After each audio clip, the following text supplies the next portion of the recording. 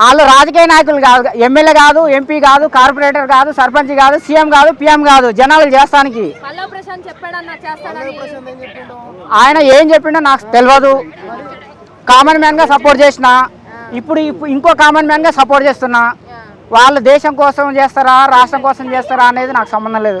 ఒక common man ఆడుతున్నాడు, ఇంకో కామన్ మ్యాన్ సపోర్ట్ చేస్తున్నాడు. అది అరే ఉన్నోనికి ఇంకా పెడతా బిర్యానీ అనుకో, మళ్ళీ బిర్యానీ పెడతానంటే విన్నా. కారం మెతుకులు తింటే వాడికి మనం బిర్యానీ పెట్టాలా? ఏమైంది? అందరూ ఒకటే ఎట్లయితారన్న? లేనోడు ఉన్నోడు ఎట్లయితాడు?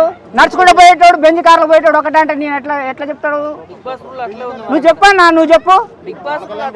పేరని చెప్పులు వేసుకునేటోడు, బాట కప్పిని బూట్లు వేసుకునేటోడు ఒకటే అవుతాడు అంటే ఎట్లా అవుతుంది చెప్పు? మనం మారుదాం. మన తెలుగు బిగ్ బాస్, మన తెలుగు వాళ్ళది బిగ్ బాస్. ఇమానియల్ గెలిస్తే ఓకే, నేను వద్దనట్లేదు. తనిజ మాత్రం గెలవద్దని నేను కోరుకుంటాను. ఎందుకంటే మన తెలుగు అమ్మాయి కాదామా? అది గెలవని మంచిదే కదా. మన తెలుగు వాళ్ళు గెలవాలి, మన తెలుగు వాళ్ళు గెలవాలి. నా సపోర్ట్ అయితే కళ్యాణ్కి, కామన్ మ్యాన్. ఏంది ఆయన సెలబ్రిటీ కాదో అవునా అనేది తర్వాత అన్న. ఒక కామన్ మ్యాన్, ఒక జవాన్ గెలవాలి అన్న. 100 మంది హీరోలు ఉన్నారన్న, ఒకటే హీరో నచ్చుతాడన్న సినిమా ఇండస్ట్రీలో. చిరంజీవి, బాలకృష్ణ, వెంకటేష్, నాగార్జున చాలా మంది ఉన్నారు. ఎవరు హీరో వాళ్ళకే. నా హీరో ప్రభాస్, రాజమౌళి, ఆర్జీవి. ఏమని ఆయన ఆర్మీనా కాదా అనేది నేను ఎంక్వైరీ చేయలేదు, నాకు సంబంధం లేదు. ఒక కామన్ మ్యాన్ పోయిండు, నేను సపోర్ట్ చేస్తున్నా.